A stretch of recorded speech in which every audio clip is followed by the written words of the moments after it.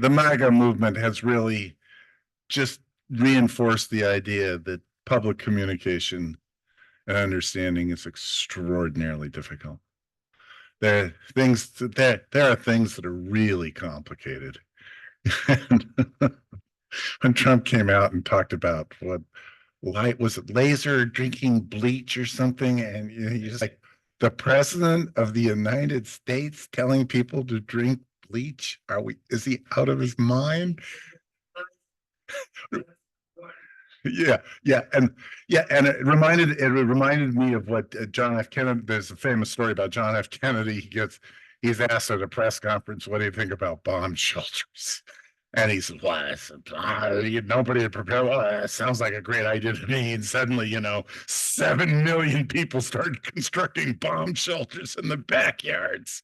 And I'm old enough to remember, they teach the little kids. I was one of those little fifth graders. Kneel under the table. That will help you in a nuclear war. Yep. That's what the kids, they just can't learn this stuff until they experience it themselves. They just can't. Which is the good news. That's one of the good things about getting older. It's experience. There's no question about it.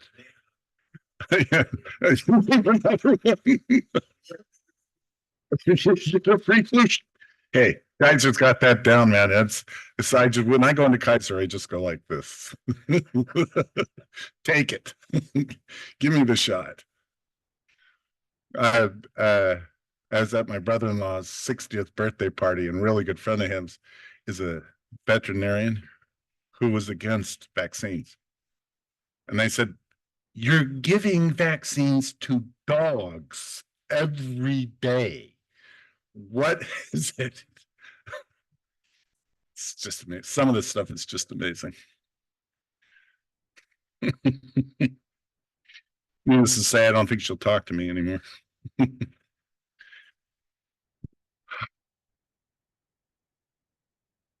So you guys got any questions from the last class, or should I just start off from the last slide of the last class? What's your preference?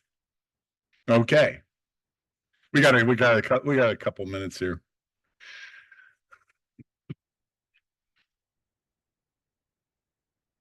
What's interesting is the bifurcation between academics and the kinds of things that the academics are working on.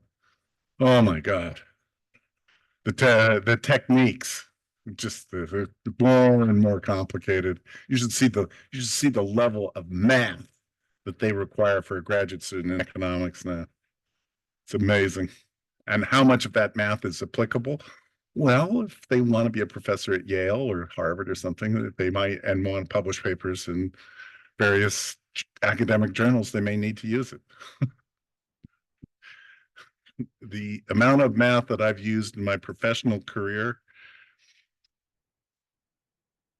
I learned as an undergraduate. Yeah. Oh, well. So, I'm one of the true contributors.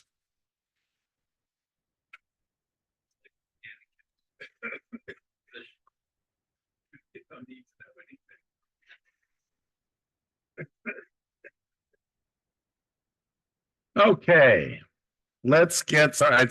It's just about 1 o'clock. Let's get started. So, what is it? What is the takeaway that students in this class should take away about federal debt? Some people might have gotten the impression that I don't care about federal debt, and that is not the right way to think about it. Like everything in macroeconomics and finance, it's complicated. Federal debt used the right way has contributed to the benefits of all of us. There's no question about it. The problem is because there's politics involved, because there's polarization in the society, and there's polarization in economics departments, and there are economists out there that want to demonstrate the government never does any good and we just be better off with quote unquote laissez-faire free markets. despite overwhelming evidence that that's not true. On the other hand, if you look at what's actually transpired as we go into the next couple of lectures, you will see federal debt has grown an enormous amount.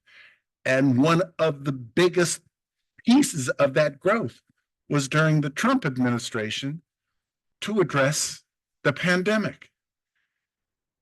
And now they're complaining about it. It's just that politics is extraordinarily complicated in terms of when you have differences of view and you're trying to get power as to what's good and bad. The reality is federal debt can do a lot of good. The other thing to note about federal debt is the federal government accounts for things different than the other government in the United States. According to the census of local and state governments, how many local and state government agencies do you think exist in the US? 90,000.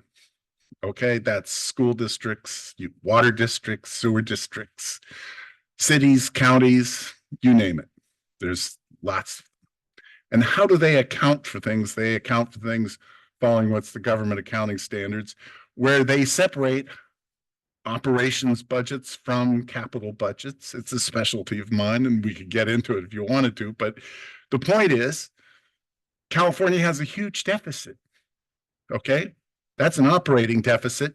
Meanwhile, it's continuing to issue debt for all kinds of different infrastructure projects. In the federal government, that is accounted for a completely different way, because the federal government accounts for things essentially on a cash basis.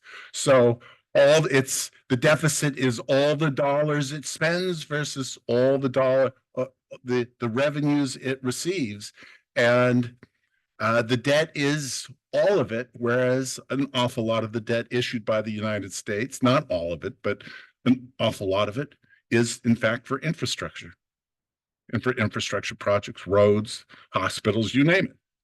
So one of the issues is because we account for things differently, people don't realize that, in fact, the states and local governments, because they account for it in a different way, yes, California has a $68 billion operating deficit, but that doesn't include the accounting for all the debt.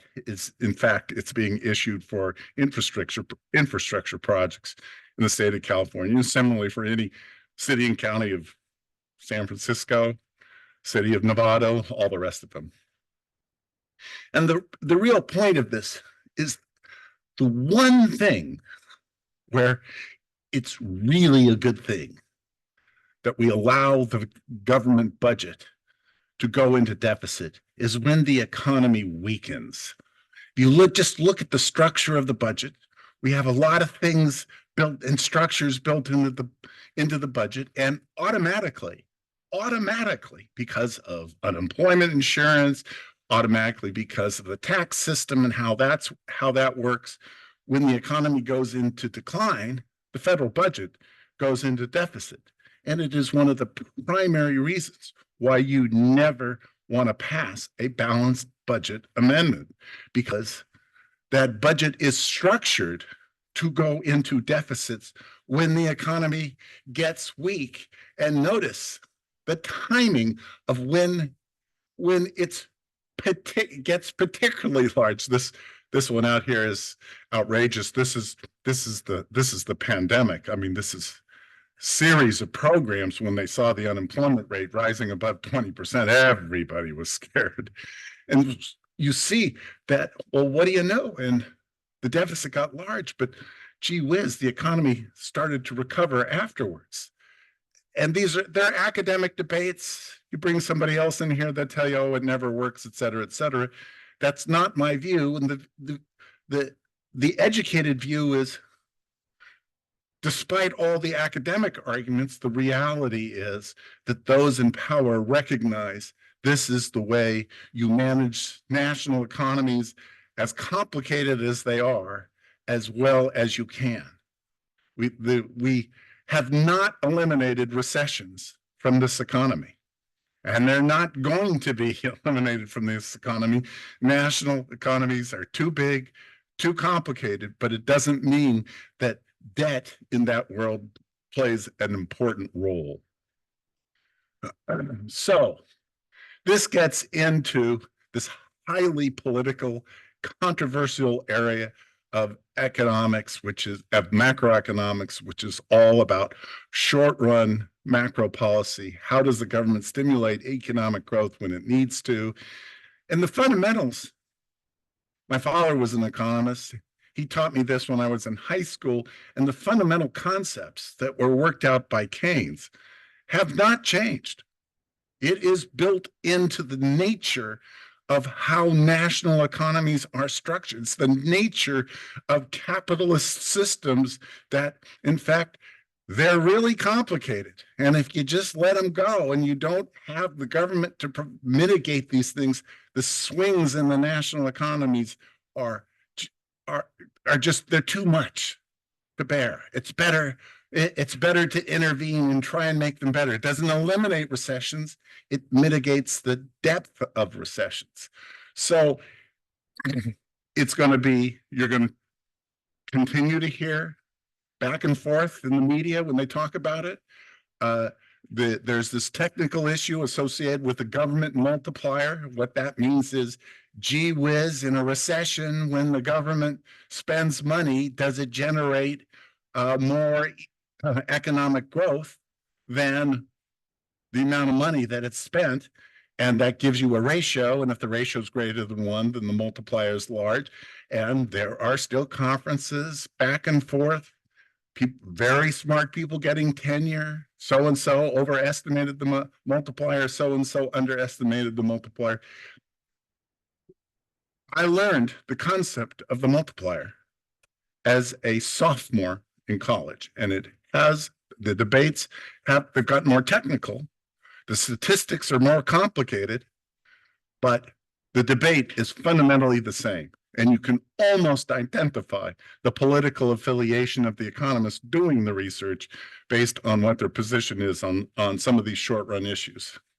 So the idea is the multiplier is small, then you're just spending money and you're not doing a lot of good.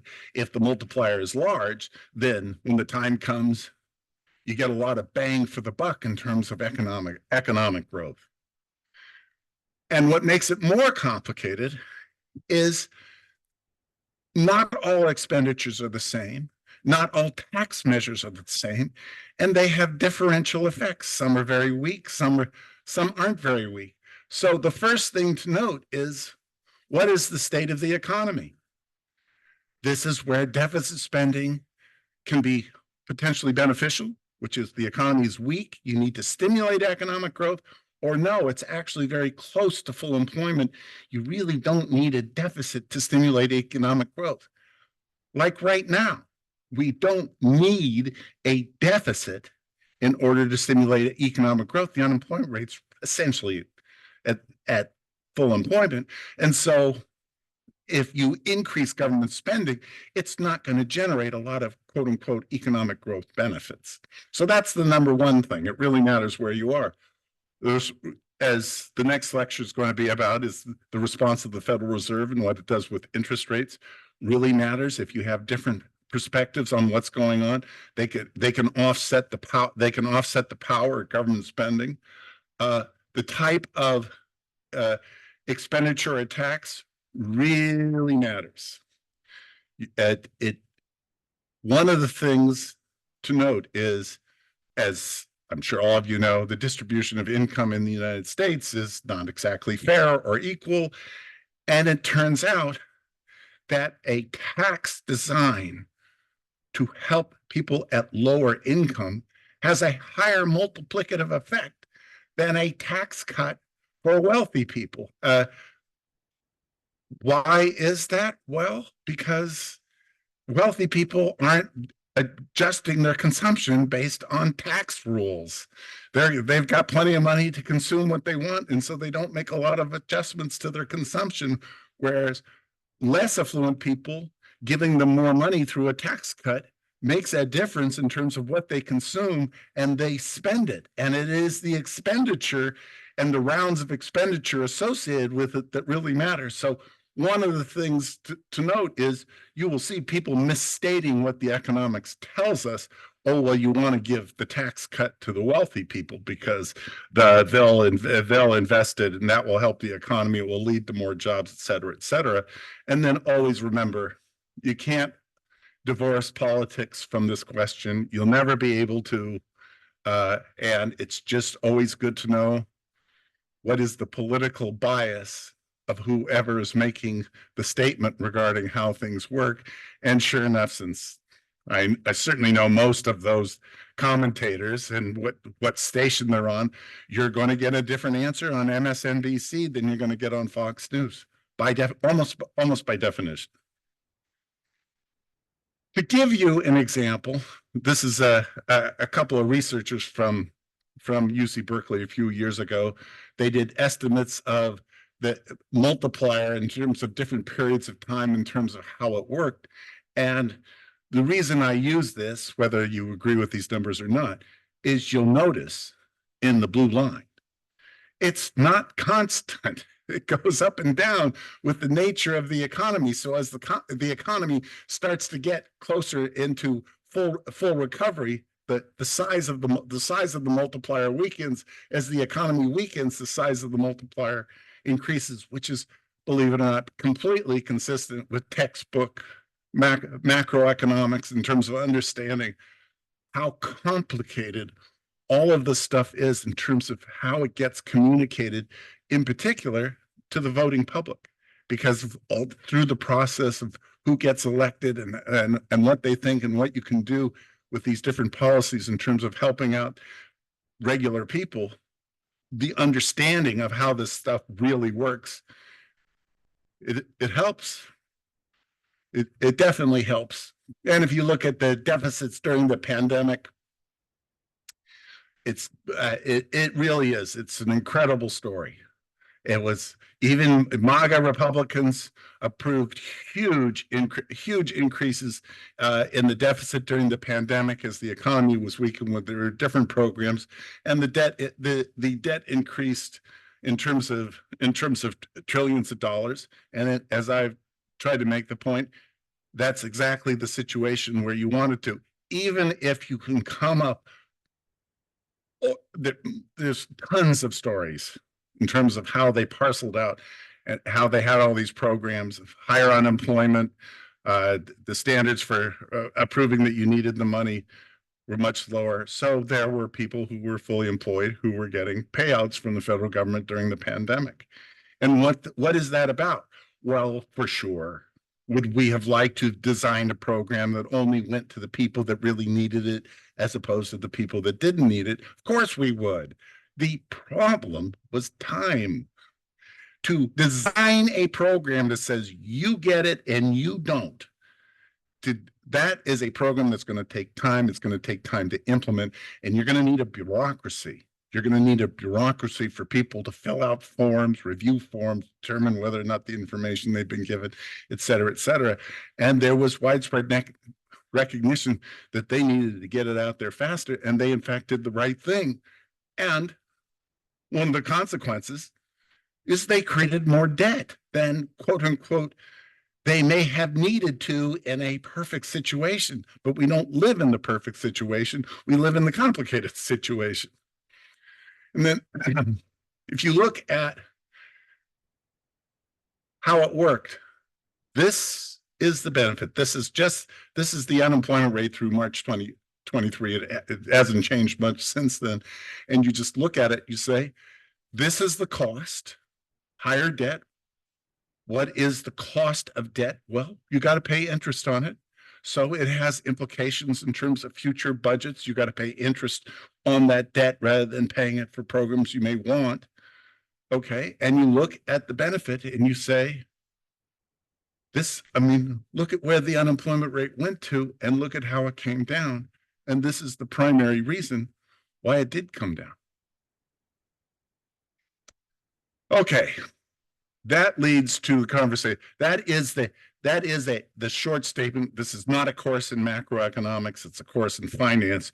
But what you'll find is there's plenty of interaction between understanding what's occurring in the macro economy and in terms of these financial issues. And one of them is thinking about fiscal policy in the long run. This is a graph you've seen before, which is the debt held by the public versus the gross federal debt, which we've talked about, and the relationship to GDP. My guess is this red line is going to cross 100%, and that's going to cause a lot, and that's going to cause a lot of political noise because some people think 100% is it's a big deal, and the answer is no, it's not a big deal.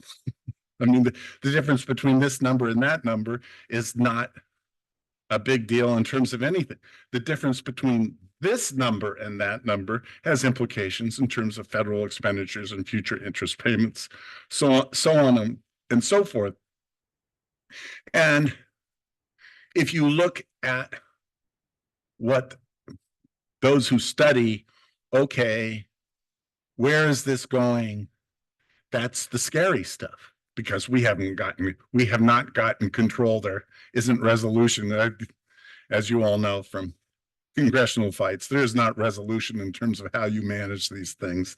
There's very intense disagreements regarding what one should do.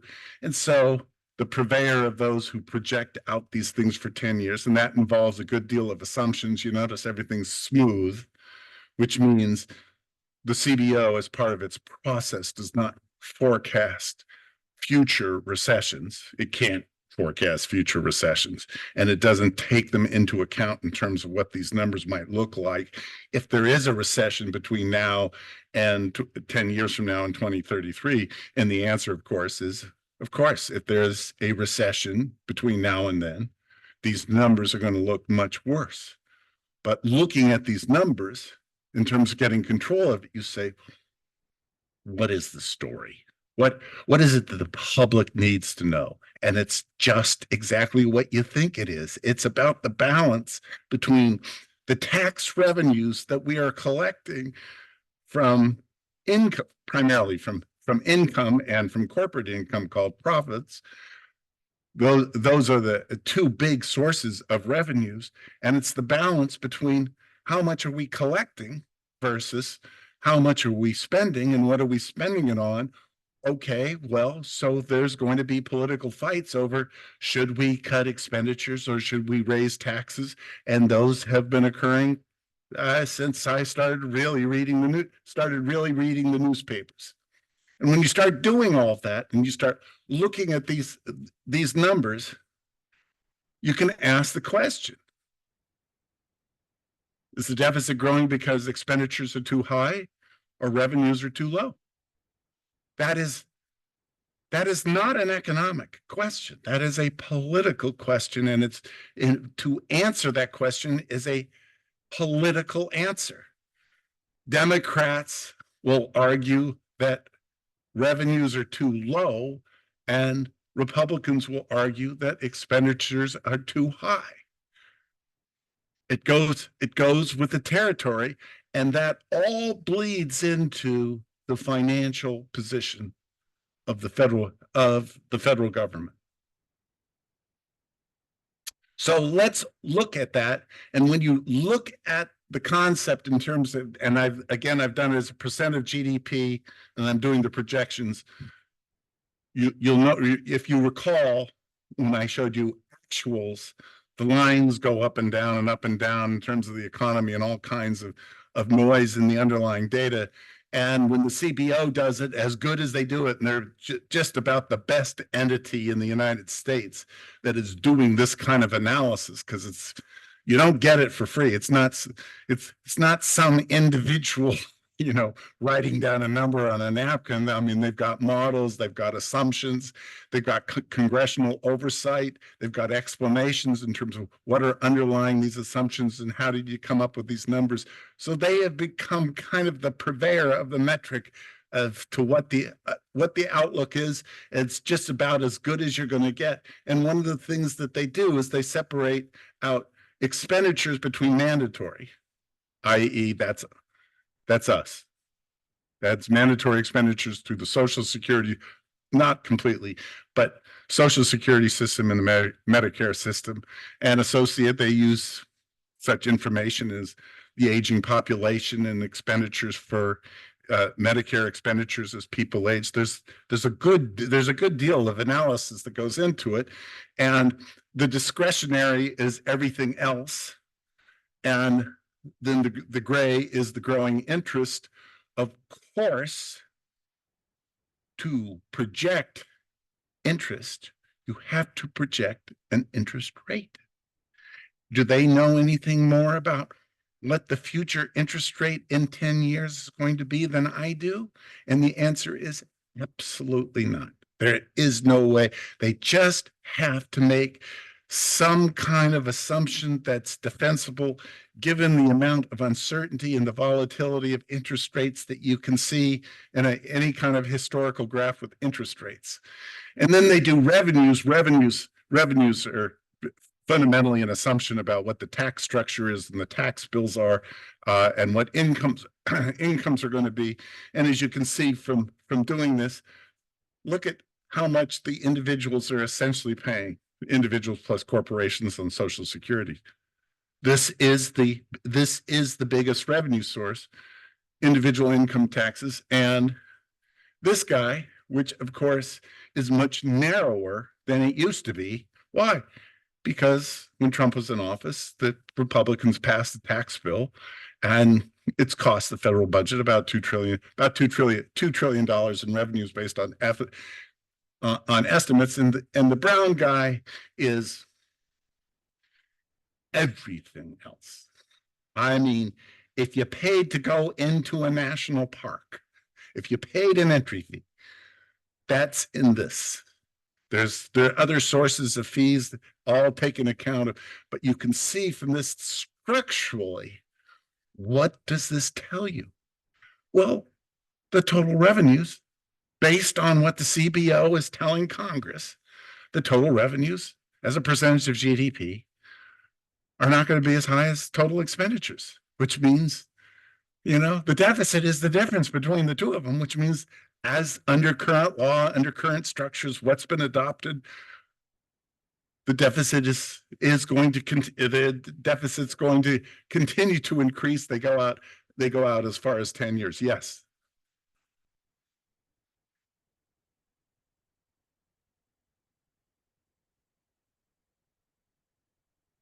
Yes. Yes.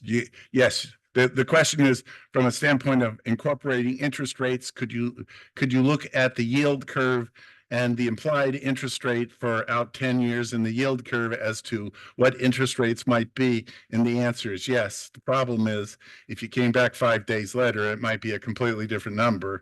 And from a standpoint of communication, it's better to have a number that, here's how we came up with this number. We're not using the market rate. We're using a historical average or whatever it is that they're using. From a standpoint of real, they have a whole bunch of assumptions in there, and that is the basis for coming up with a long-term interest rates, because otherwise, given the volatility of interest rates, that number could radically change. When you take that number and then project it out for 10 years, you're talking about a lot of expenditures. Yeah.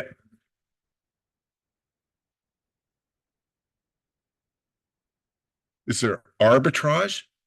It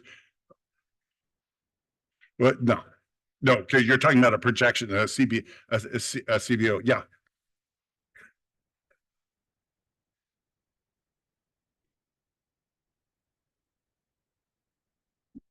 Military expenditures, with the exception of pensions and things like that, are under discretionary.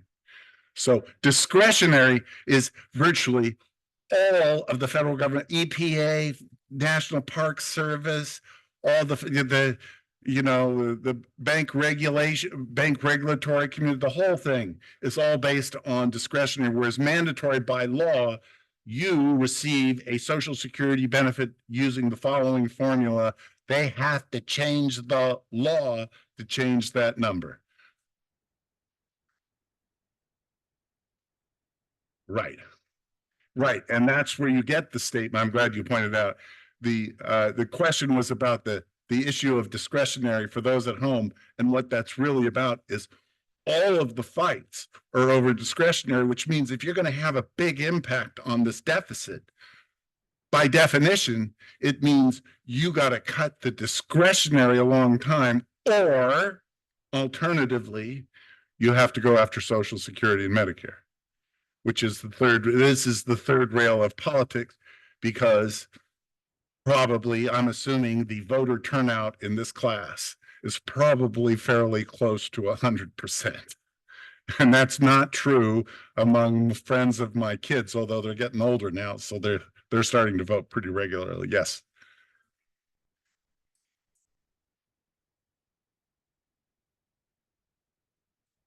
Uh, you have to be careful. The question is, if you eliminated discretionary expenditures, which, that's Department of Justice, that's everything. But let's suppose you did. Well, but that would affect things too. That would affect the projections of the debt, and therefore the projections of the interest payments. There are dynamic effects in terms of how you do it. You can't just subtract. You can't just subtract one. But one of the reasons I use this diagram is to illustrate this point about, if you follow the debates, the focus of those who are serious about cutting expenditures, this is what they're fighting over, because this would invite a much bigger deal. And this is why you're going to see later in this lecture a discussion about, quote unquote, the bankruptcy of the Social Security system. You're going to see why that's an important conversation, but it's all about the bankruptcy of the Social Security system, not what they're doing this year and coming up in terms of coming up with a budget.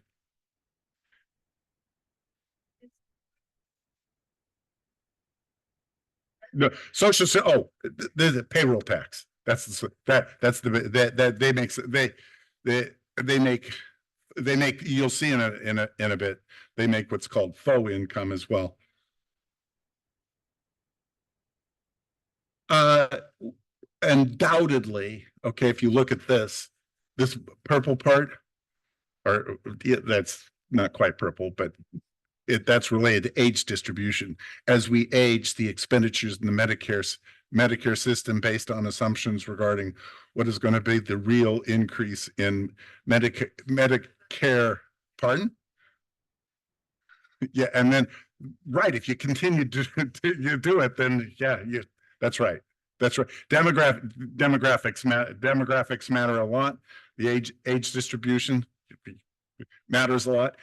Everything matters to it. So if you look at the mandatory programs, this is why I put this table there. I'd forgotten I had done that. If you look at what's included in the mandatory programs, so I mean, Social Security, Medicare, Medicaid, and other health. This was, and part Medicaid is where Obamacare numbers came through. Income security programs, federal civilian retirement, veterans programs, and as you see when we talk about defined benefit retirement systems, well, why does no one talk about the defined benefit retirement systems of the federal government, which I assure you, it's part of the overall calculation of national debt versus what's happening in state and local governments? Well, for one of the reasons, because we account for it completely differently in terms of how it plays out. So first, the smoothness. Always remember, what can they do with all of the data they have? What can they do and what can't they do? They can't forecast recessions, which means they can't forecast the big cycles. And the big cycles are exactly what leads to increases in federal debt, as we learned specifically from the pandemic. Again, there's no forecast of interest rates.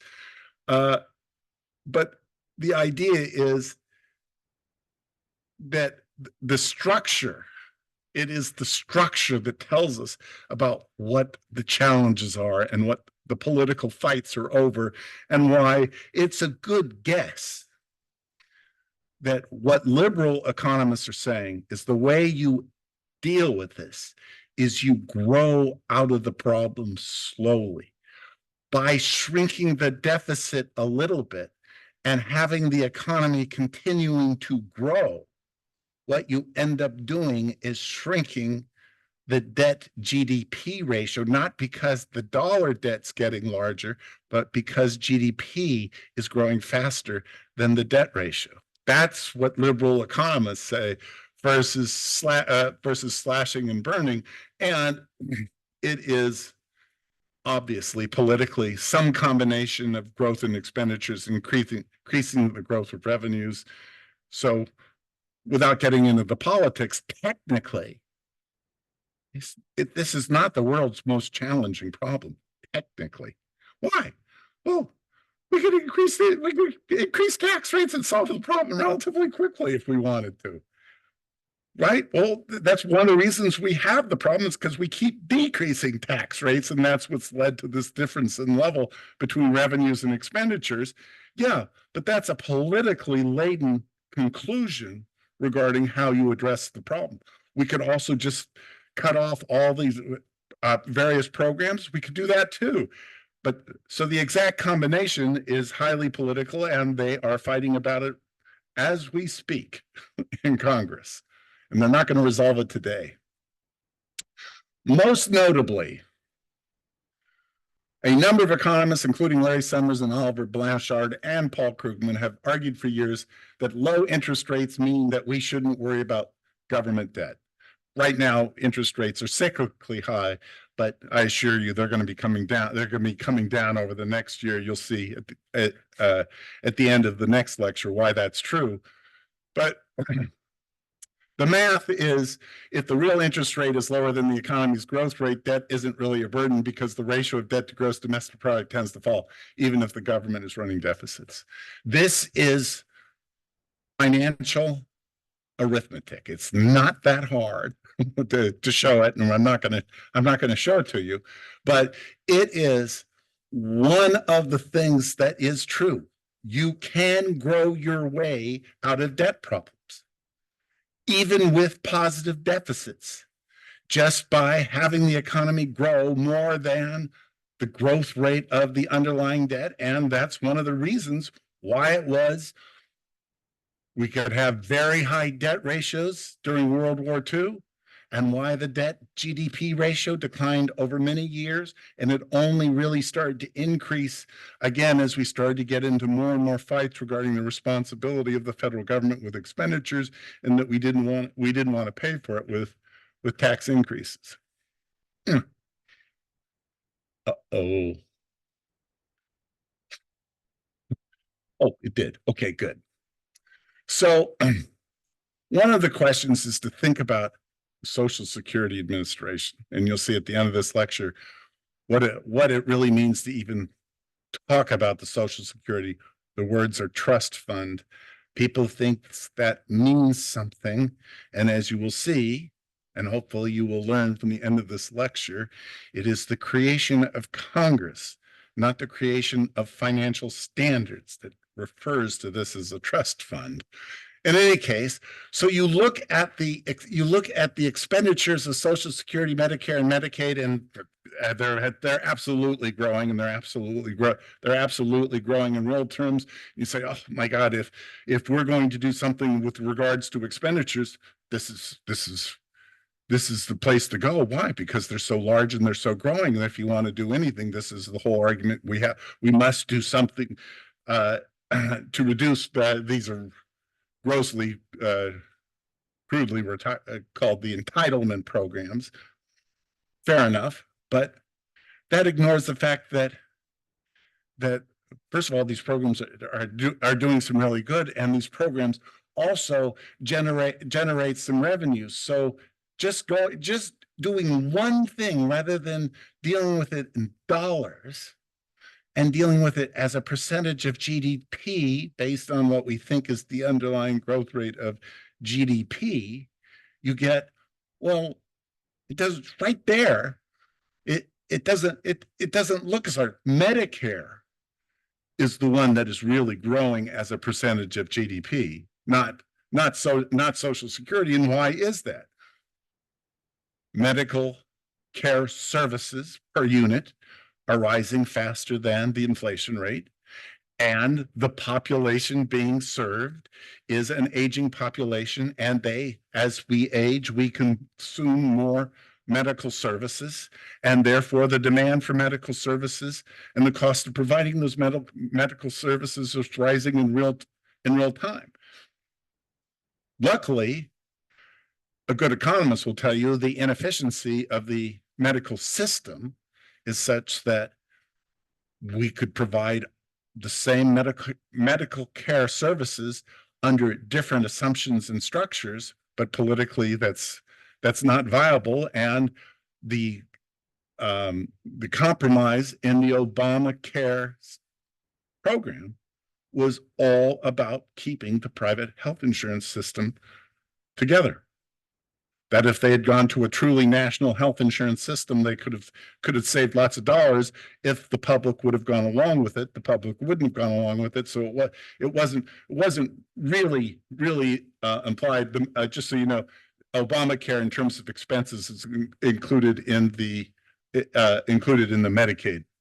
Medicaid program. That's where most of it's playing out. Okay, so now we do another slice and dice, and we say, what about those revenues? There's a lot of Social Security revenues coming into this system.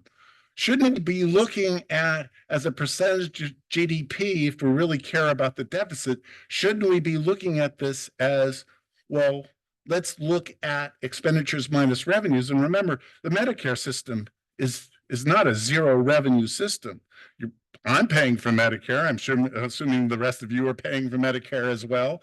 And so it generates revenues. And so when you look at it that way, you say, well, wait a minute, as a percentage of GDP, this is Congressional Budget Office numbers. Percentage of the net in its contribution, okay, it's contributing, but its growth in terms of contribution to the debt is actually not growing anywhere near the impression you get just by looking at expenditures. So one of the things to do, and you learn as an economist, is you want to slice and dice the story a number of different ways to get at, well, what really is at the heart of this story. And the heart of the story is we have a revenue system. It's extraordinarily large. And for those paying Social Security, I have to pay, I'm paid on a 1099 for this program. I have to pay the Social Security taxes because I'm paid as a 1099 as an example. So I'm well aware of Social Security taxes. And so one just needs to think in terms of what is the real story in terms of the deficit. It's much more complicated and much more laden with politics than it really is necessarily with economics. So what's another argument? The other argument is, well, it's because of the Chinese buying all this debt. That's the only reason it survived. Well, one of the things the federal government's good at, collecting data. Oh, thank the Lord for the data they collect. And because of the internet, all of this stuff is reported online. It's easily accessible. The Federal Reserve Bank of St. Louis, they have a whole system for data downloads. And it's like I only have to push a button, it updates all the data in the spreadsheets automatically. I mean, it's just marvelous. You know, I used to have to go down to the library and open a book and write down the numbers on a piece of paper, et cetera, et cetera. So this information is out there. And so what you find when you do this is, sure enough, there's a lot more foreign holders of US debt. And look at this green guy. That's the next, excuse me, what's wrong with me? That's red. What's the matter with me? That is the red guy. That is the Federal Reserve holdings of debt. And you will see there's a reason its holdings have gone up. It is now holding approximately $8 trillion of total debt, of US Treasury debt, I think is only $5 trillion. And as I like to explain to people, Trillion, billion doesn't count anymore, but trillion matters. Trillion still matters. And so when you get this, you realize, okay, so there has been increases, but the story, once you start slicing and dice it, the data is a little different than what you've been told. First of all, foreign holdings as a percent of the total have in fact been going down. They went up up to 2008 and the Great Recession, and they've been declining since. And then you start looking at, well, what foreign countries are holding? This is part of a monthly Treasury report. You can look at online who's holding U.S. It's something of interest to Congress, so they've been reporting it for years. And one of the things you realize is, well, China, it's all these other people buying federal debt. It's not just China. It's look at Japan. Here's 10 advanced countries. I mean, one of the potential fear factors out there is what happens if they all decide simultaneously that they don't want to hold U.S. debt. What a terrible thing. By the way, the event that might scare them into quote unquote dumping dollar debt is if the U.S. Treasury defaults on the debt. That would scare them, and that is one of the primary reasons, of course, that economists say you don't want to open that. You don't want to find out what that's like. So one of the stories is there have been lots of buyers by lots of countries. These are central banks of these are major investors in other countries in terms of buying U.S. Treasury debt. Have they lost their mind? Why are they buying the debt? Well, because they believe it is credit risk free. And they sometimes hold billions of dollars of it, and they need to hold billions of dollars because they can't find other debt that is as secure. So once again, the finance in terms of how we have proceeded over the years, in terms of the U.S. Treasury has never defaulted on the debt.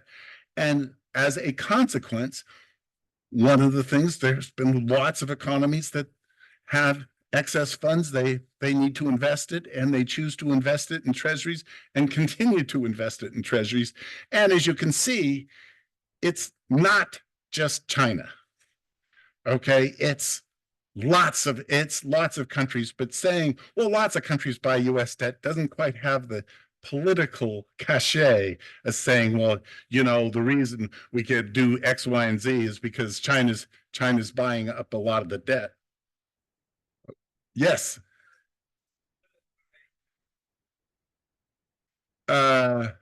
It's a complicated question because there's interactions between the Federal Reserve and other central banks regarding all kinds of debts, particularly during the Great Recession. There was a lot of swapping going on to make sure the financial crisis did not get worse. But it's a relatively minor piece it's an important piece, but a minor piece of the story as to whether or not they're purchasing debt. That's not their job for sure. No, you'll see next Wednesday that it's not on the scale. So the other thing, yes. Does the U.S. have? Boy, that is a really good question. I don't know of any kind of program that's designed for them to hold U.S. debt like corporations do.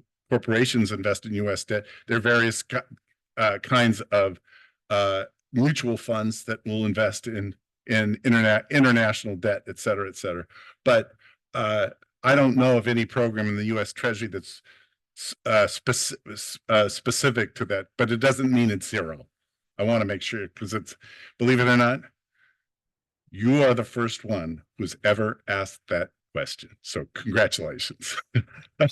I'll call one of my buddies, and this is the kind of stuff if you call someone up at the Office of Management and Budget and they go, oh, where can I get the answer to that question? It's on some table somewhere if they do. They got to report. Are you kidding? Give them they got to report everything. So it's all out there. So what is a sovereign debt crisis? Like many things that are meant to scare people, you can state what the fear is, and it's more difficult to explain why that fear is just fear, and it's not particularly relevant to the United States. And it goes something like this. The deficit increases the debt GDP ratio, increases the debt GDP ratios, increases the probability of default.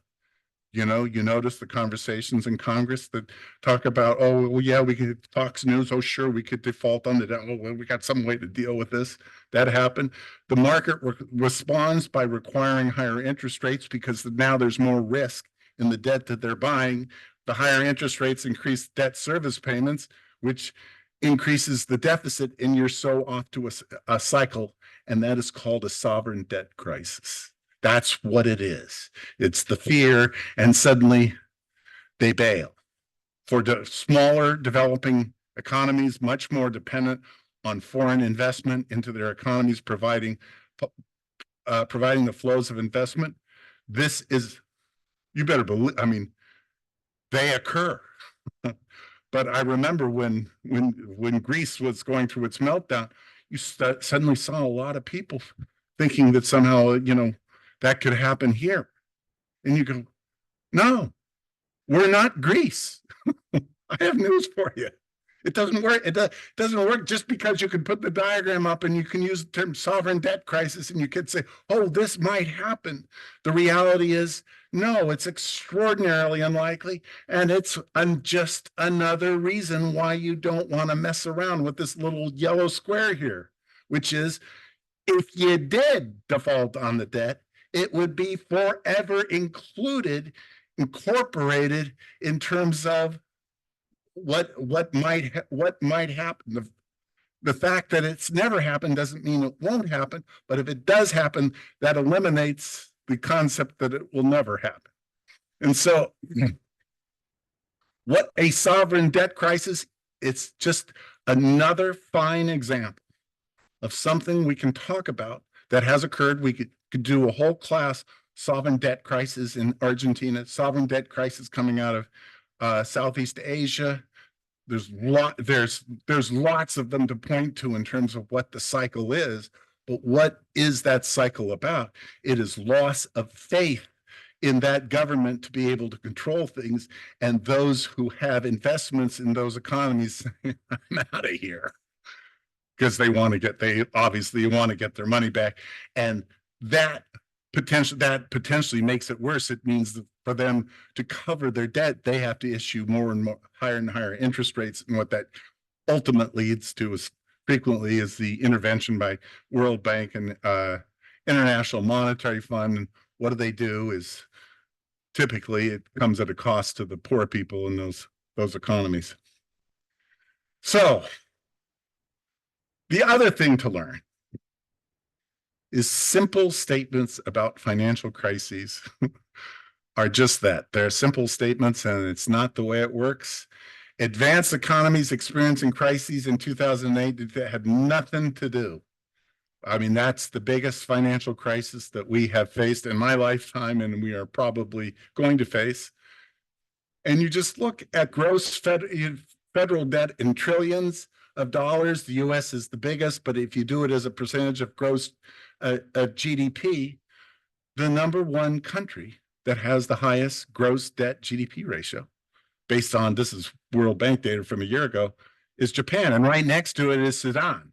So yeah, could Sudan have a debt crisis? Sure. Has Japan? No, you can't infer what's going to happen just based on the number. You need to know what's going on in these economies, and you can see from the U.S. since this is gross debt, this is to equalize it, includes the Social Security system, and this is 2023 data, and it's what it is the interaction once again between various elements of public finance and things that you are hearing about constantly regarding how what might happen, how it could happen, what does it mean, won't this happen, et cetera, et cetera, et cetera.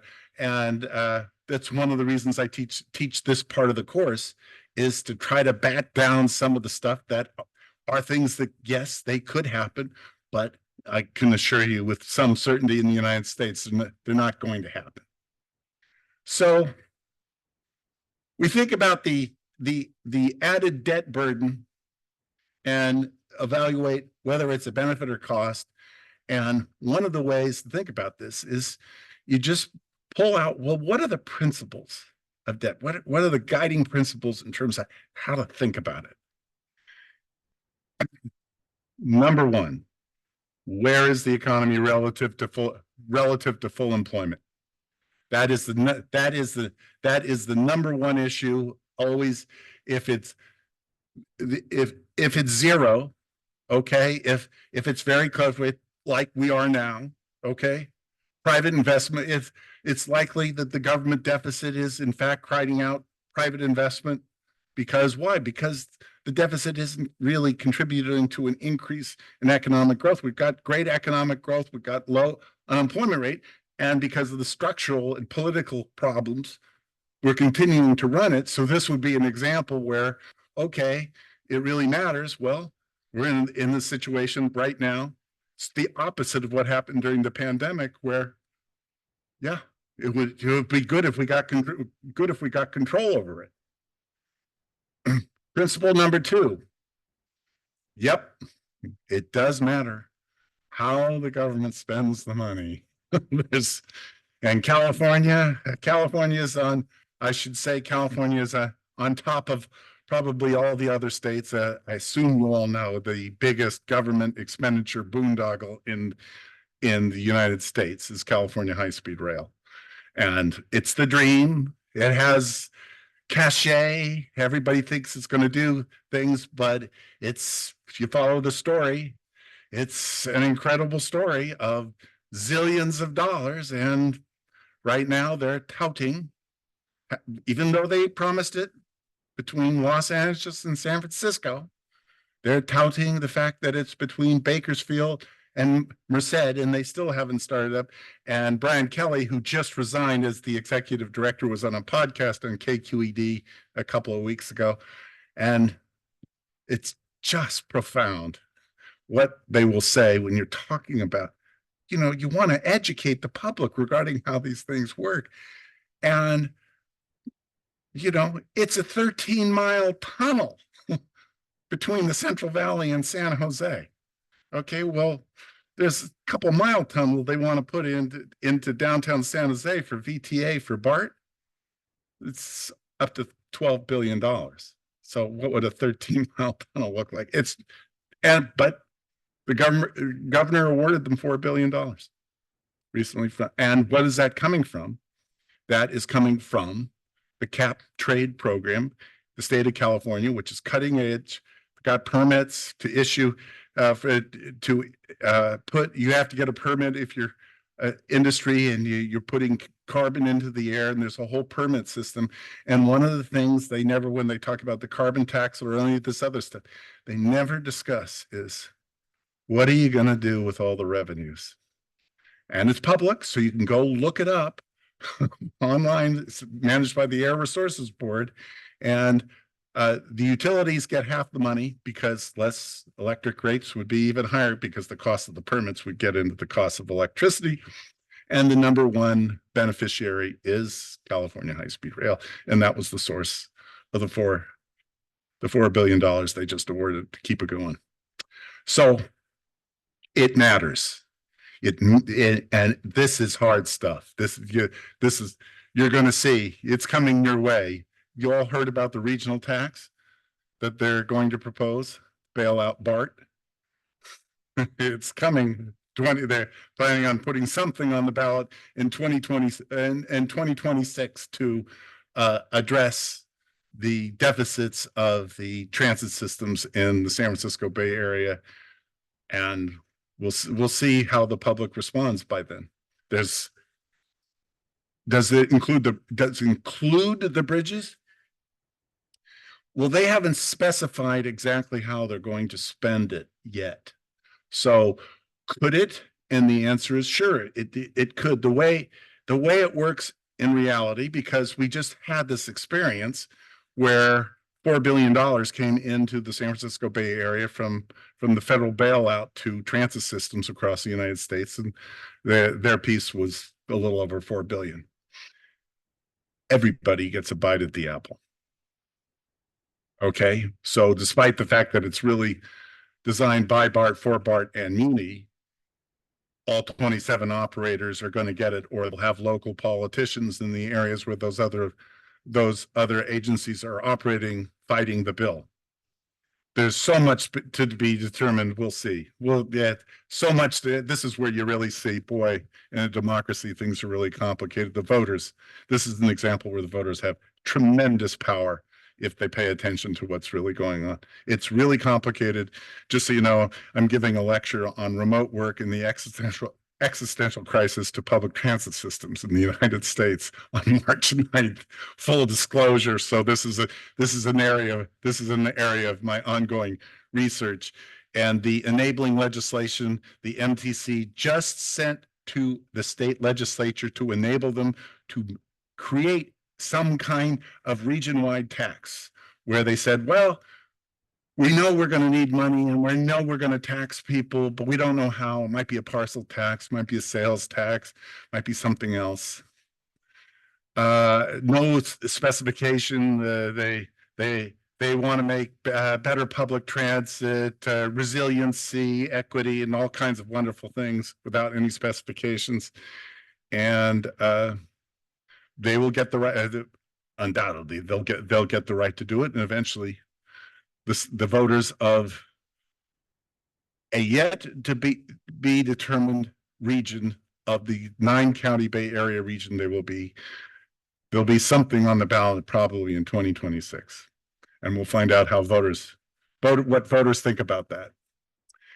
Third guiding principle: debt held by U.S. entity generates far less future economic cost than debt held by foreign interests. This is the principle of transfer payments.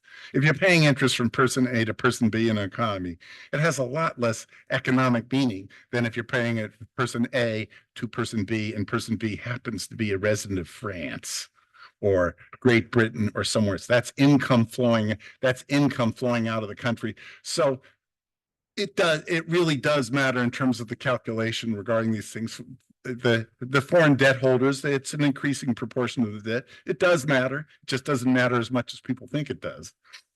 Number 4, there are no magic thresholds that tells us that some magic number, you exceed that number, and everything goes to hell in a handbasket. And the reason why this came up was there was a paper by Kenneth Rogoff at MIT, and they did a bunch of analysis of hundreds of debt crises in the past, and they said, based on their analysis, you exceed 100%, and the growth of the economies really declines. And they got a lot of cachet out of the right wing from that analysis.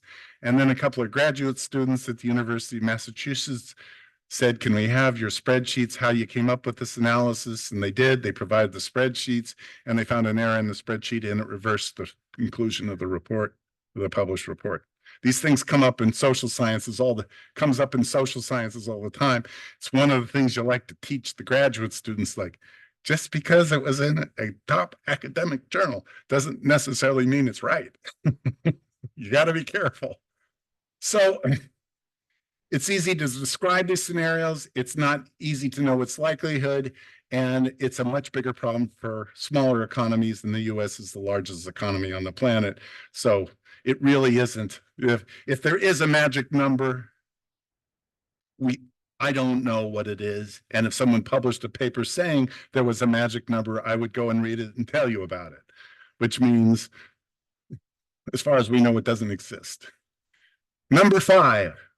Borrowing from future generations, this is really what it's all about, to address inequities associated with significant economic downturns almost always generates a social benefit if, notice the word if, that's one of the big ones, if the tax system is equitable, with the idea that, okay, it's okay to borrow from future generations if you're really fixing something in this generation from the standpoint of distribution. So, and the reason is because debt service, which it is, you're putting out a fixed dollar, okay, becomes smaller debt burden on future generations because of the underlying force of economic growth and because of the assumption that the U.S. Treasury is going to live into perpetuity. This is these fundamental concepts in finance. This is what makes the U.S. deficit different than a household deficit. We don't get to live forever. And the underlying assumption that the U.S. government is not a terrible assumption to make from a standpoint of how this. So as a consequence, the debt never has to be paid off. The debt in the United States right now includes debt that was created during World War II. It just doesn't matter. They just keep their debt matures, they roll it over, it goes into a new debt instrument. The outstanding debt doesn't change, they're just financing it in different ways. And that is one of the fundamental things to understand, that it's the fundamental structure and the assumptions about the US government that make the statement absolutely false. We don't have to pay off the debt ever. And the only time we really do reduce the dollar value of the debt, the only times is when the government runs a surplus. And we'll define equitable. It's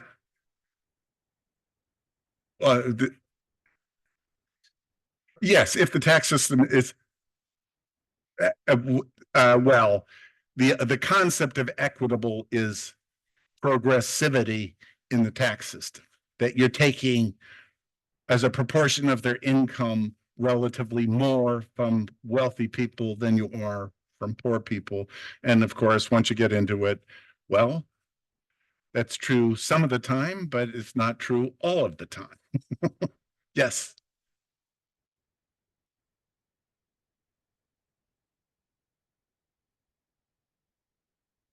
Yes. We right now, okay, the Treasury has issued short-term Treasury debt and they're buying it. Okay, the interest on that debt is paid over some maturity date, 30 years, 10 years, 5 years, 3 months, whatever. You are in essence saying, okay, some of you people that haven't even been born yet have to pay interest on that debt, and you're not the reason that we incurred that debt. That's right. That is the nature of a national economy in terms of how it finances itself and how it should finance itself. And I'll do one more, and then we'll take the break. And the last one is the paradox of thrift can apply to government budget deficits and recessions. We show this in Econ 1 courses. The paradox of thrift is, why is it in a national economy, if everybody starts saving more, everybody just says, I'm going to cut my expenditures by 10%. I'm going to start saving. Total savings goes down. And the reason is because of the insights of Keynes, that we live in a national economy where everyone's a buyer and seller, and savings is a positive function of income. And if everybody saves more, they're going to buy less, which means the economy is going to shrink, which means there's going to be less income for people to save. And that is known as a paradox. And at least on the exams I gave, it frequently showed up. And apparently the Europeans had trouble understanding it. They were called in 2009 and 2010. They're called austerity budgets. And that's the argument. Oh, things are getting really bad. And what we want to do is we want to convince the public that we know what we're doing. We're going to start balancing the budget in the middle of a recession. And there's no question it made things worse in Europe than it otherwise would have been made. And what it says is pursuing aggressive fiscal policy in recessions can lead to less debt accumulation over time because it stimulates economic growth in the medium term, leading to lower deficits in the medium term. It's the dynamics and how these things work. It's just, it is tied. This is the connection between macroeconomics and finance. And I'll leave that there until we get to the next slides. So we got 5 after. We'll start up at quarter after. How's that?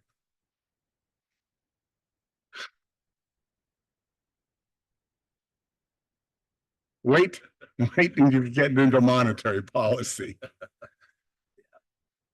Yes, sir. Sue thought I used the word arbitrage. Yeah.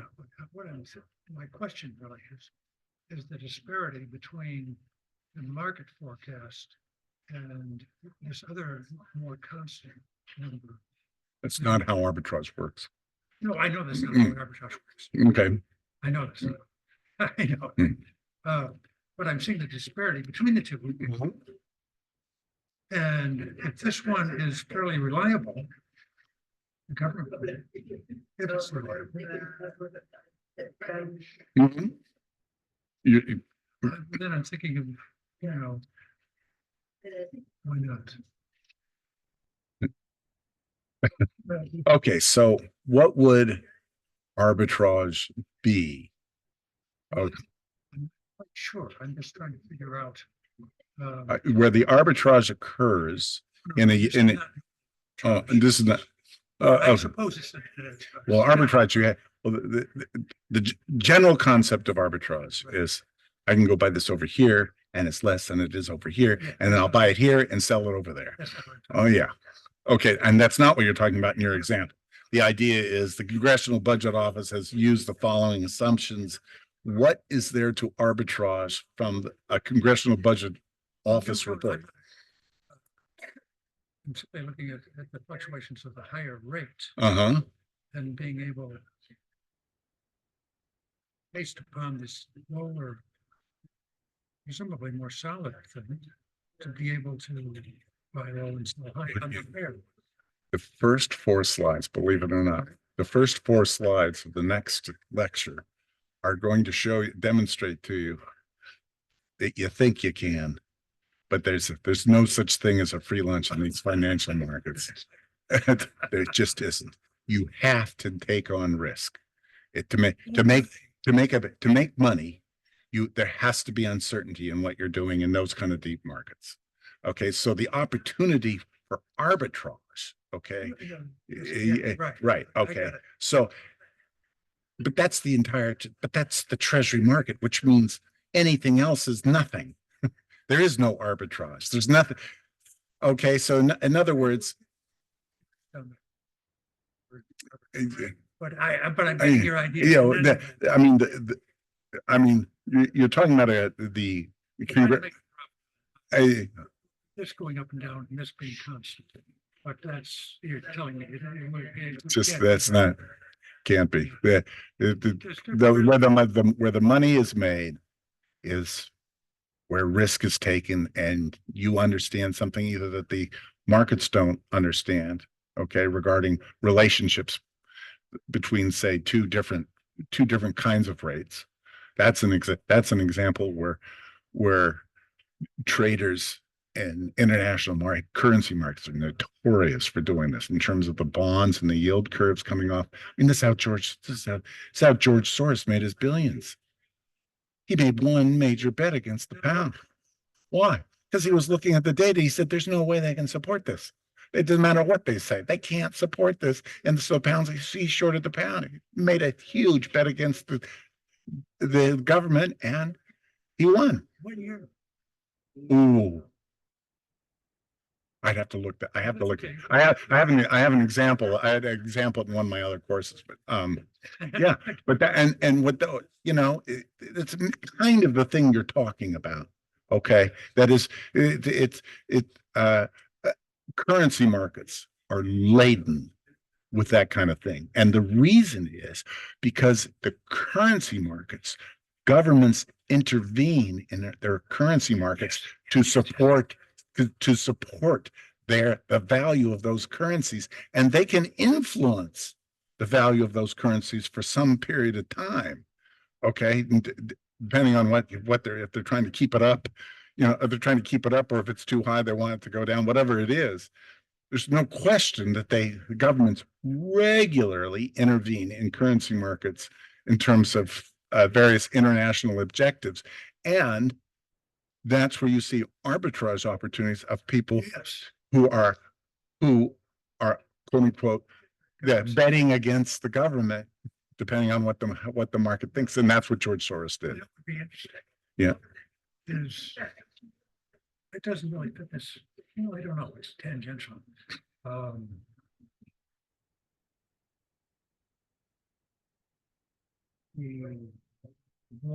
future of cryptocurrencies versus national. I don't teach cryptocurrencies, and there's a reason for that.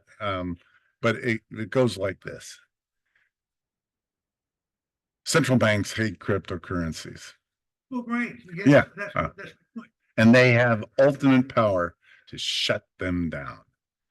They have not executed that power, but they could. So as soon as you get into the volatility and guessing right and all the rest of the ramifications of understanding exactly how they work, it's always useful to remember that I am going to be teaching in this course about financial bubbles. And the first example of a financial bubble, and it's the famous one, is the tulip bubble. Yeah. And you look at the data, you're really, we're paying what for tulips? What is that about? And that is the nature of financial markets. Yeah. Well, yeah, but one thing. Yeah. What you have to see, that is in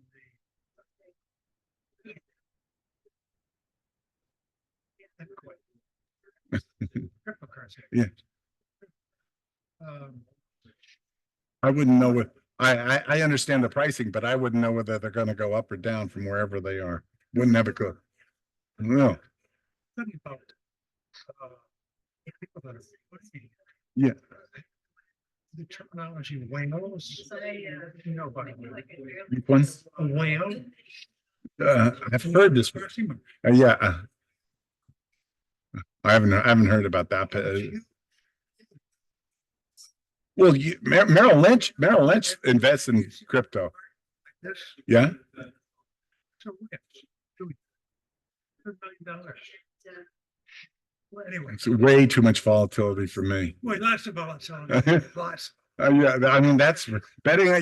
That's where you make money. If you're a gambler, you make money where the more volatile it is, the better you like it. The London whale. He's thinking of the London whale, which was the London whale was a hedge that was done by J.P. Morgan in its London office. A trader. Yeah. Yeah. Well, didn't they? Oh, yes. No, something I would say, what do you think the doesn't shut down crypto? Any guesses? They have a lot of internal stuff. They're doing a lot of papers on its impacts and its ability to control the economy. And it hasn't flipped into the region where they feel like it's interfered with what they need to do. But as soon as it does, they will. They could. They could. Yeah, I think they're now. Yeah, it's. But when you realize, well, who's controlling this quote unquote supply of the crypto, you're going, now, wait a minute, you got computer farm miners here. This is the basis for the money supply of crypto. Ouch. But it's a perfect example. Boy, I'll tell you, you get into the heads of gamblers and investors, you can price anything. Well, for a gambler like yourself, I would thought you would have gone into crypto. A long time ago, a friend of mine said, you know, if a 9-year-old can't explain it, it'll bother. And it's healthcare triggers. I worked with dentists for about 30 years in practice management. Mm-hmm. Now, when I was a boy, 1950s, Mm-hmm. I don't think there was any healthcare. I went to the doctor. My Oh, mom gave him a check. yeah. Okay. And then one of my big conundrums is all of a sudden healthcare insurance, third-party insurance carriers came into this. Walter Reuther and it was built into the big union contracts in the confusing 50s. things is now the human resources person Yeah. for the company that I worked for was responsible for my family's healthcare. Yeah. And then as we've experienced getting into the Medicare thing, it's criminally torture to get enrolled in Medicare. Just the process. Yeah. Okay, like Social Yeah, Security, and then yeah. you got to go to the Medicare. But the thing is, with third-party carriers, the benefits aren't the same. You have a variety of a laundry list of options.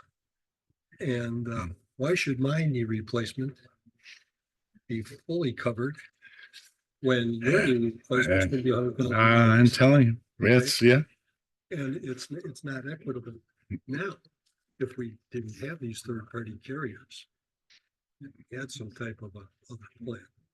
Well, However, and taking so that we had equitable healthcare. How would that affect the finances, the deficits? Yeah, I mean, you're talking about a different system. The big deal in terms of healthcare expenditures in the United States, big deal is not health insurance. The big deal is what different kinds of insurance structures do, and where doctors have not a totally unbiased view as to what should be done. And we have working examples of healthcare structures that deliver healthcare at a lot lower cost per patient than Blue Cross Blue Shield. We know that's from the data, but go ahead and try and get rid of Blue Cross Blue Shield were never one of my favorites. I can explain to a patient what you're covering. Oh, I'm telling you, it's terrible. It's an industry developed. Of course. And they did it for money. Yeah, of course. Not of course they do. And because it's complicated. And long-term health insurance is a whole thing unto itself, which we just dealt with two parents that just passed. So the other thing regarding Medicare. Okay, but I got to start up the class. We could talk afterwards. Okay, everybody, let's get back together and talk about the Social Security trust funds. This should interest you because of the word trust funds. You think it means that it's a trust fund. And the answer is it is not a trust fund. And it's always useful to remember Congress can pass a law that says dogs are cats. They have that power. They can't pass any. Well, right. That's absolutely true. But theoretically, they could pass a law that says dogs are now, we're going to call them cats, and you're going to go to jail if you call them dogs. Okay, but that doesn't make a dog a cat. And you will see as we go through the Social Security Trust Fund financial structure, it is not a trust fund. It is the machinations of rules adopted by Congress for certain things. Okay, first of all, the mechanics. It's all under the U.S. Treasury. No matter what anybody says, Social Security Administration, the total budget or deficit is based on the off-budget deficit, surplus or deficit, and the on-budget surplus or deficit. Absolutely right. So if Social Security system has a surplus, that reduces the total budget deficit. If it has a deficit, it increases the total budget deficit. That's arithmetic, and it confuses a lot of people. Okay. And if you look at the data, which because it's public and they provide it, you can do a calculation. You can say on budget versus off budget deficit, and you'll notice these blue squares up there. What is that about? In the 1980s, they were worried. They could see the demographers and economists could see that there was aging population and Social Security system in terms of balancing out was going to have a tremendous challenge.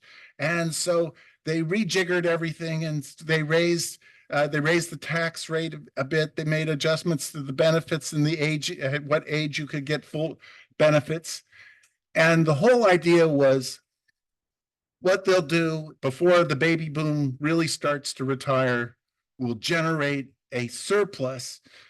Okay, a surplus in cash, and we gotta give them credit for that somehow. And that's the basis for everything. How do they give them credit? What is the process for giving them credit?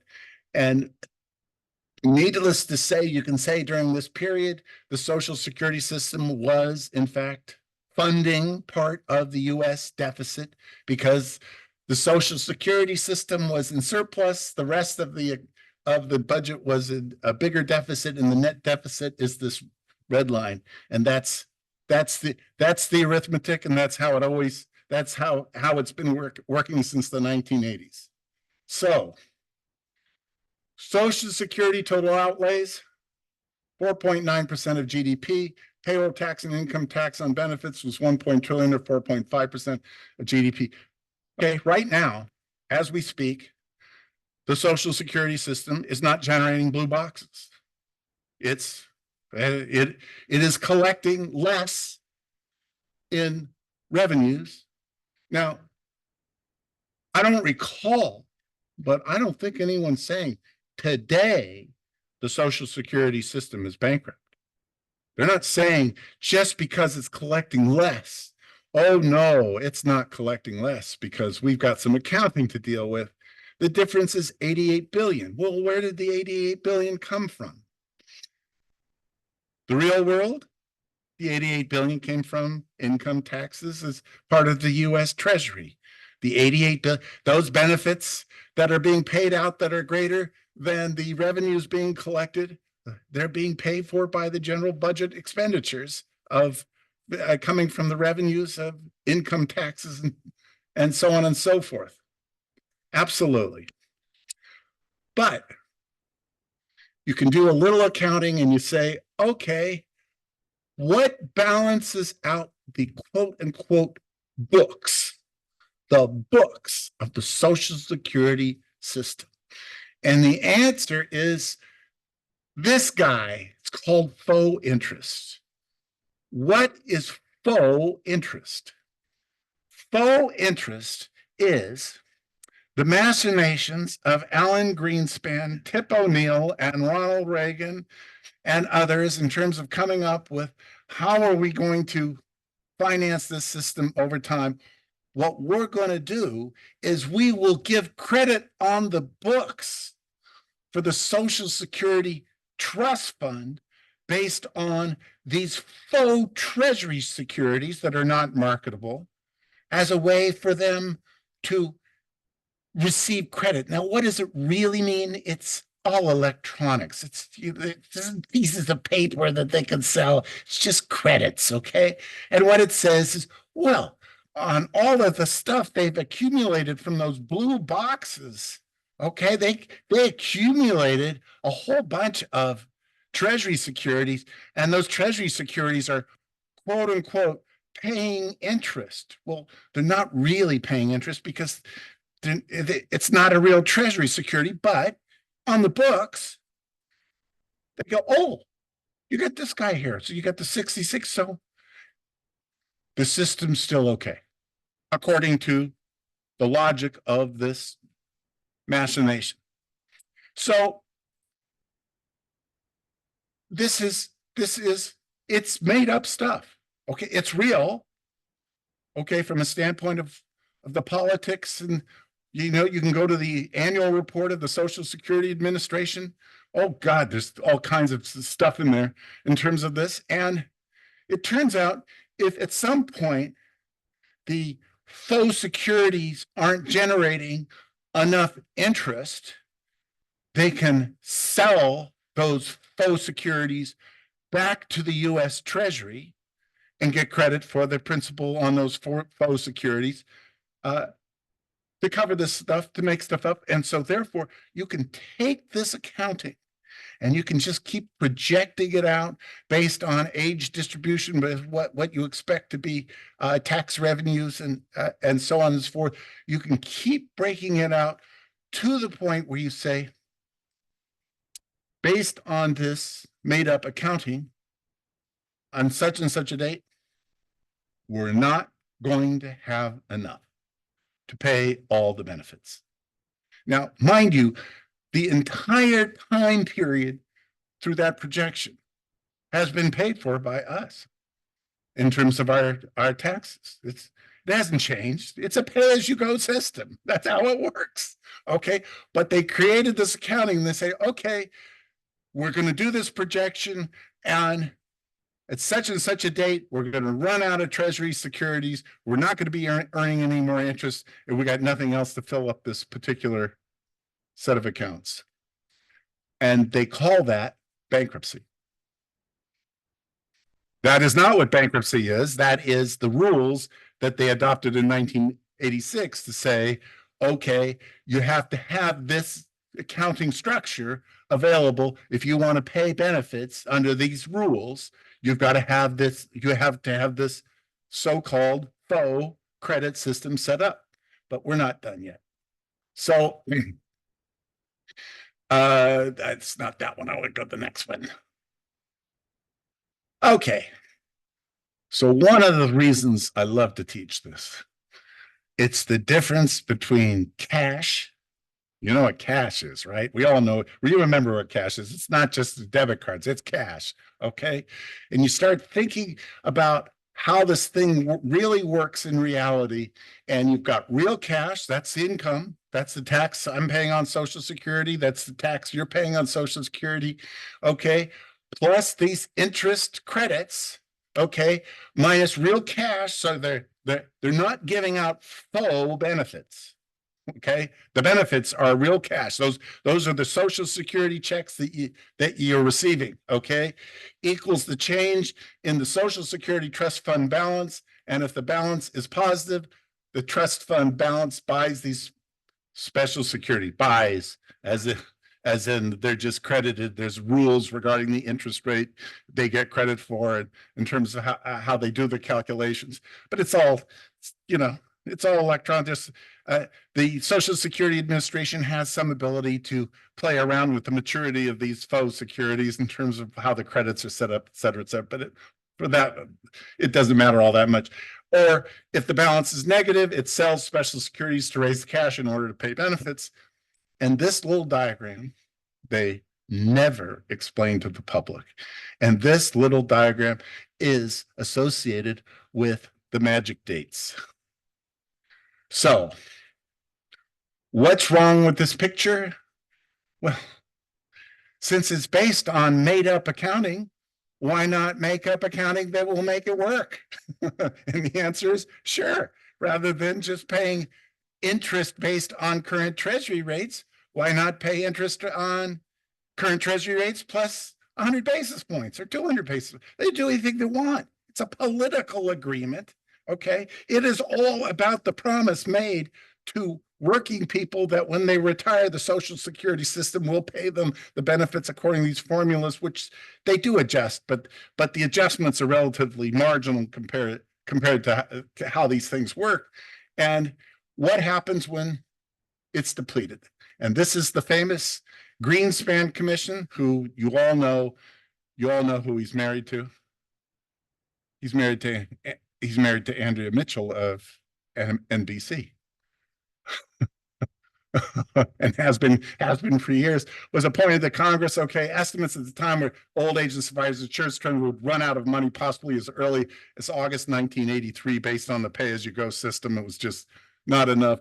The report issued and became the basis, and all of this is just, if you ever want to read it, you can read it online. That I believe that the slides are now getting posted. I talked to these guys and they said they were going to post them. So any of these slides with this kind of detail, you will easily, you can get in terms of looking at it. You can go on Wikipedia and put in the Greenspan Social Security Commission, and you can read the God knows there's pages and pages of history in terms of what they decided. Okay. They say in their official report, they actually say this, are deemed solvent as long as reserves are sufficient to finance program obligations to a full on a timely basis. They're using the word solvency. Okay. This is calling a cat a dog. It is based on the rules they came up with to make the statement that says, okay, we are insolvent in such and such a place. And the latest report I got was the reserves are expected to be depleted in 2035. So they have a projection in there. And as of 2035, if Congress cannot agree on anything, you'll get only about 70% of your benefits from that point on if they don't do anything. How many people here think they won't do anything? And the answer is I certainly believe they will, because as you get closer to that period of time, it'll start getting more and more attention regarding what to do. So in any case, you look at how these things worked in terms of the payroll tax and the designated income tax, and you realize, well, we're already, that we had surpluses and now we have deficits, and people aren't yelling and screaming about what's happening now. They're screaming about the word solvency, and based on this, something that was agreed to 1986, that's 14 plus 23, 30, that's 7 years ago, that they haven't made any major adjustments to, that in fact, it is under those rules, they will not be able to pay full benefits. And why it matters is looking at this system as a holistic system of revenues and expenditures. And you look at how they've been growing over time, and you realize both sides of this equation, both benefits and revenues, have been growing hugely over time. The surpluses and the deficits, but these aren't the most challenging economic or financial challenges. They can be, under the current law, they could be adjusted in a lot of different ways. And of course, Congress could just change the rule. Congress could say, oh, we made a mistake in 1986. Instead of being credited the interest rate, the short-term interest rate on treasuries, we're going to credit you that interest rate plus 100 basis points. It's made up anyway. Why not make it up so it wasn't a problem? And the answer is, that's a reasonable political solution to say we're going to continue to pay an intergenerational promise, which is when we were working, we were promised that blah, blah, blah, blah, blah. We were going to get Social Security payments, depending on what age you decide to start collecting them. And it would be a really good thing if they didn't break that promise. It would be a really good thing. But one needs to understand the word bankruptcy is the machinations of designers of the program in 1986. It's not real bankruptcy because, quote unquote, if it were bankrupt, it would have been bankrupt before. Because why? They're not collecting all the dollars now to pay the benefits. It's running at a deficit. Nobody's yelling and screaming about it. Yeah. Oh, yes. Young people at UC Berkeley, I've taken a poll. Almost every one of them says, oh, they assume they're not going to collect Social Security benefits. And I've asked them why. And because they don't know how it really works, and they hear it's going bankrupt and they assume it's not going to be there for them. Yes. My January Social Security check data cost of living. So did mine. Yes, it's certainly. Nice. I love inflation.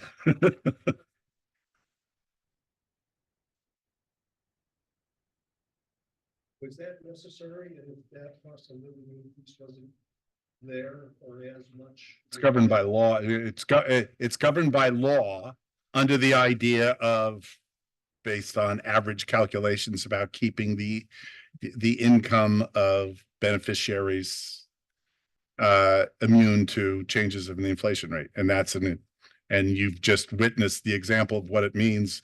And it's because there's a floor on it. So when the inflation rate's really low, it's a minor number. But once the inflation rate got up like it did, you get a bigger adjustment and it's noticeable. Yes.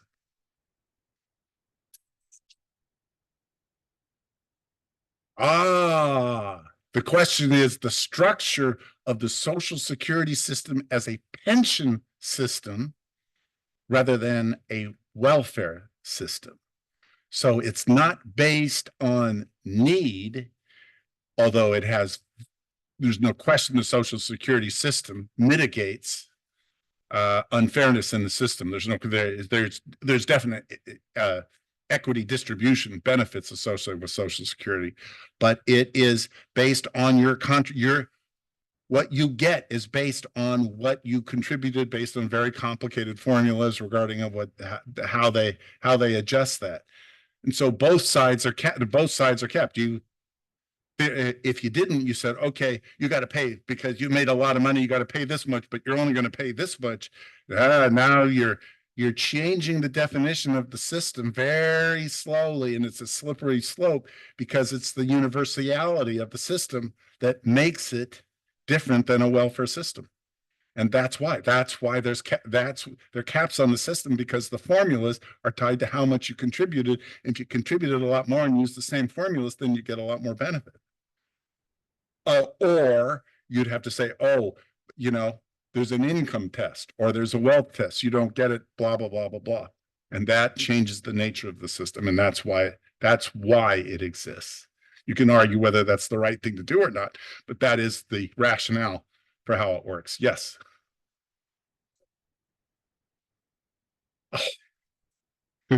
So did you like this? Good. I made it up.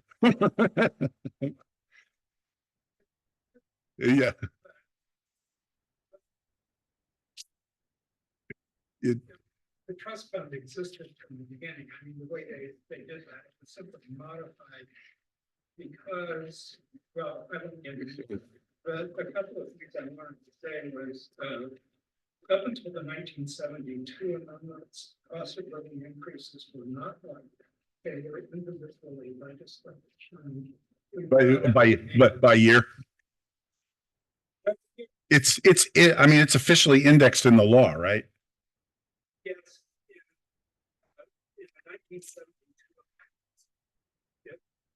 they voted for a big cost of living increase in 1972, and they set up a formula for automatic cost of living increases to begin in 1974. Yeah. And since then, there have been. But I think one of the questions was actually, why is there a ceiling on the amount? On the right. Why is yes.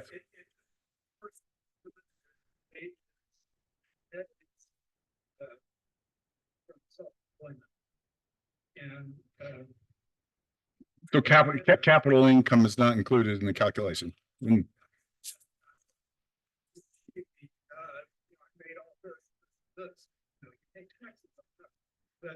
The Social Security Act sets it forth as a partial replacement of income lost due to retirement, death, or disability. So that's why why the taxes are based on that. And to the point about I could have got along without the increase that an awful lot of people living. Yes. Probably lower than yours. Yes. Yes. And this is where they do a lot of analyses regarding in terms of its benefits on the least affluent, particularly when it was originally designed for widows.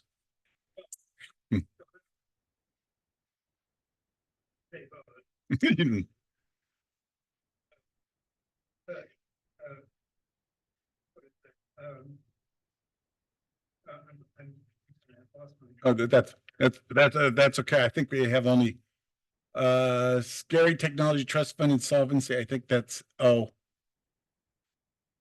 yes, this is this is the table. I pulled this out of the Social Security Administration report. What this is, they use dates as a reference. So, and they've got different buckets, and you can play around with the buckets. But when benefits exceeded cash in 2011 in the OASI DI program was 2011. Okay, and they've been earning interest, and full schedule benefits currently are expected to be paid through 2033, not 2035. Yes.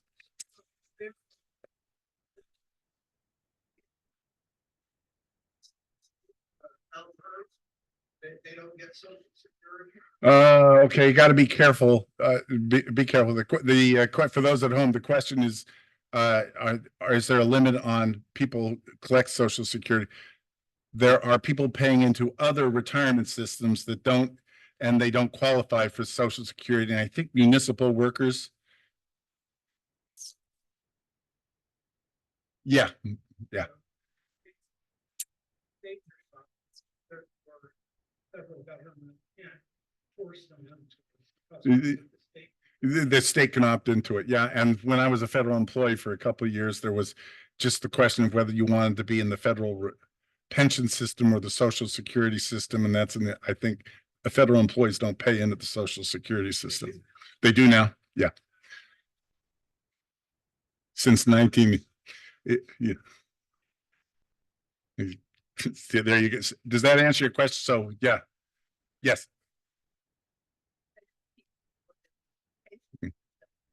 Worked in another state and you say, Mm. Social Security and all that. When we came to this state, we lost it. You lost it? Well, I hadn't heard that. Large percentage, they do some sort of percentage, but I lost the majority of my Social Security of about 14 years in New York because of California. And California didn't make it up in terms of the benefit? They keep voting on it. It was just a vote a few months ago and it went down. Very Well, I should say just so you know, we'll begin the next lecture on the issue of defined benefit retirement systems. And you're raising one of the issues with defined benefit retirement systems with regards, how does it work when people move? How does all that stuff work? And what does it mean in terms of the obligations? So if you have any questions, send them to me by email. I love getting questions from students. Feel free. It's arnold@alcopartners.com if you haven't seen that before. And otherwise, we will see you next week.